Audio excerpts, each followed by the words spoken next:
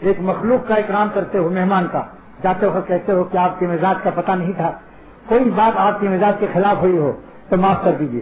تو اللہ تعالیٰ سے بھی عبادت کر کے یہ کہو اللہ سے کہ اللہ ایک بندے کی مزاج شناسی کے میں معذرت کرتا ہے کہ ہم آپ کو پہچانتے نہیں، مزاج کیسا ہے، معلوم نہیں کھانا آپ کے مزاج کے مطابق تھا، بستر آپ کے مزاج کے مطابق تھا یا نہیں. تو بندہ اللہ کے مزاج کو کیسے پہچاننے کا دعویٰ کر سکتا ہے؟